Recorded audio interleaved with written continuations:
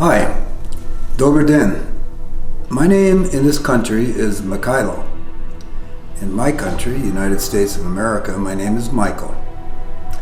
This is my second time to Ukraine.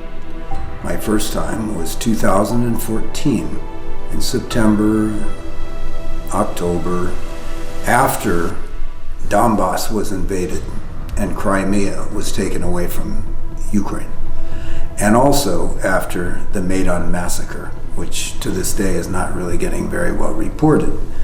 My job here then, and mostly now, was to teach what's known as tactical combat casualty care to soldiers, militia, special operations forces, and also to teach them tactical movement. CQB we call it, close quarter battle. All kinds of ways of moving, not in a big formation like infantry does, but tactically. And so that's what I'm back here doing now that my president says that the invasion happened 6 weeks ago through Belarus, when actually the invasion happened 8 years ago. This is just an extension of that. I love the Ukraine people. I love them because they are free people, like my people. Ukraine right now is sort of like where my country was 250 years ago when we had a tyrant. His name was King George, and the British were using the colonies like slaves, and my country rebelled and decided we wanted to be free.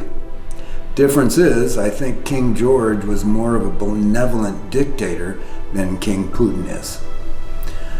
Recently, I went to 5 different towns that had been blown apart by Russian artillery and cruise missiles and everything else. I took pictures and I sent them home because I was encouraged to do so people can see what's happening here. I did not send any pictures on Bucha. There's enough horrible things on the internet on naked, raped women that are Ukrainians, tortured mayor and all of that. We don't like looking at that. But we support the Ukraine people. Americans do. My country is giving as many things to Ukraine as we possibly can. Same with Poland, same with Germany, same with everything else. What they are not giving is armed troops to come here or a no-fly zone.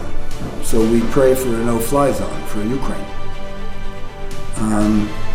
We believe that the Ukraine will win. Things might get a little worse before they get better, but together we win. And make no mistake about it, other countries, if Russia wins here, they're not stopping.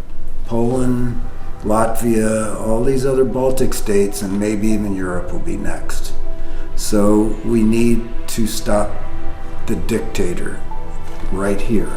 We need to help save the Ukraine people. The soldiers from Russia that come here, up until Bucha, I just thought they were slave soldiers, and the reason Ukrainians can do better than them is because a couple weeks ago a lot of Russians said they didn't want to come here. They didn't even know where they were going. Well, all that changed with Bucha. What happened there is not normal behavior. So I've been to 4, maybe 5 countries that were at war when I was there in the military, and sometimes as a government contractor. One of them was Iraq. I was there early in the Iraq war, and I thought we were doing the right thing. Thought it was a moral war. I was there when we got Saddam Hussein, his sons, Uday and Qusay. Things were getting better for a while in 2003, 2004, and then it all came apart, and I wondered what we were doing there. But this is a moral war.